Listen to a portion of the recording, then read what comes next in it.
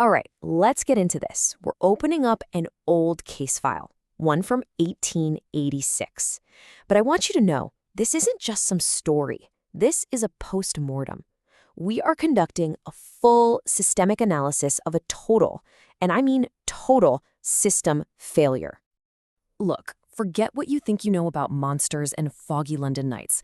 This story, at its core, isn't a fantasy. It's about a gritty, systemic breakdown. We are not hunting a creature of the night here. We are auditing the social, the psychological, and the philosophical code that allowed this absolute disaster to happen in the first place.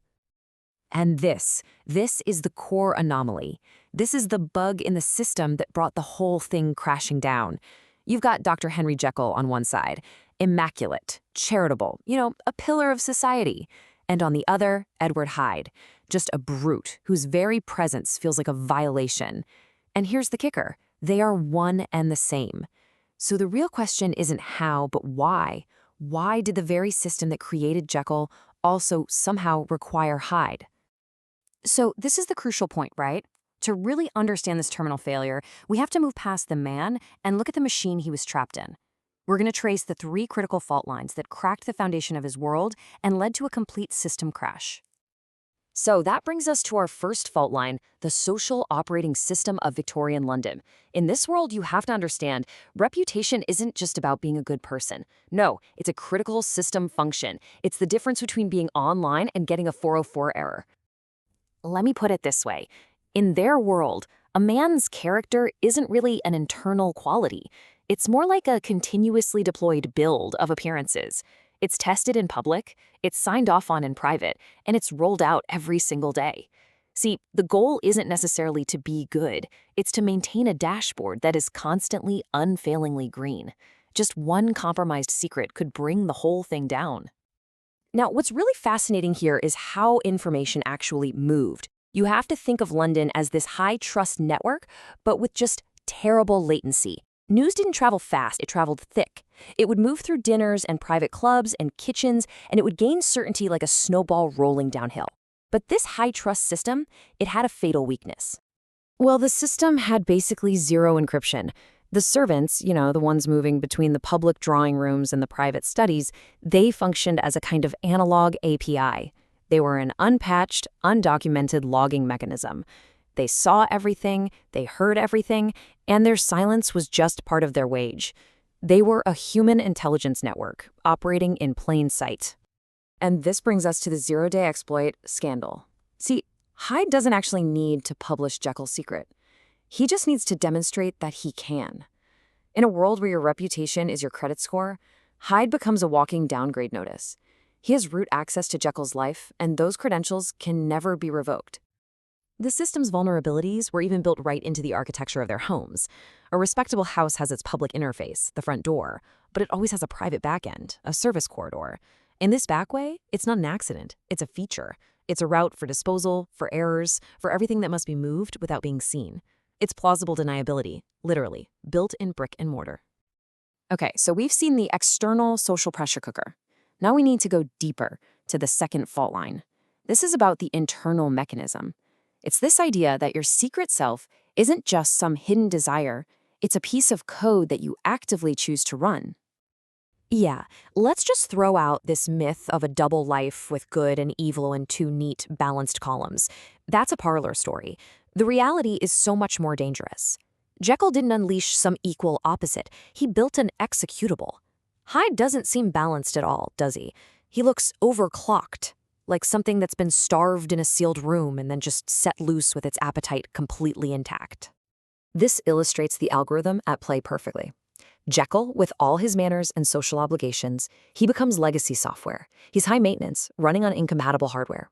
Hyde, on the other hand, is high performance output. He's low friction, no audits, immediate returns. The self that gets paid gets the time, and eventually, the train just runs without the engineer.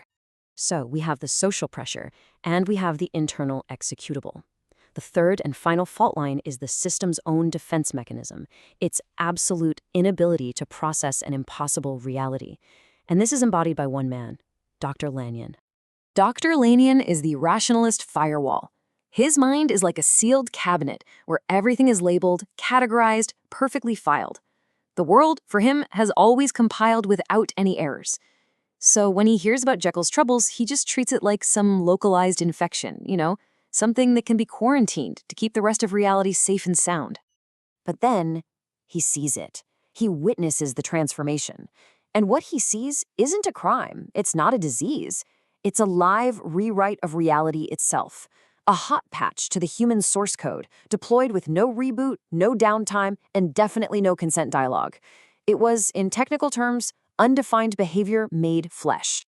And Lanyon's mind has absolutely no exception handling for this. He dies of what the case file calls ontological shock, which is basically the psychic equivalent of a buffer overflow. His entire sanity was built on these strict borders defining what a human is, and he just watched those borders get completely bypassed with a chemical in a glass. So now, let's tie all of this together. We've looked at the 3 fault lines. Now let's see how they combined to cause a total system crash. And, maybe more importantly, why this 19th century failure is still incredibly relevant today. I mean, it's a perfect chain reaction, isn't it? The need for reputation creates the mask. The mask requires the infrastructure of backdoors. That backdoor enables the operational split. The split feeds the parasite of habit. And that parasite becomes a credit risk that threatens the entire system. And when the secrecy finally fails, crash. And who gets caught in the blast radius? It is never just the man at the center. It's the child in the street who learns that refinement won't stop a boot. It's the maid whose trauma becomes a log that persists forever in her mind. It's the staff.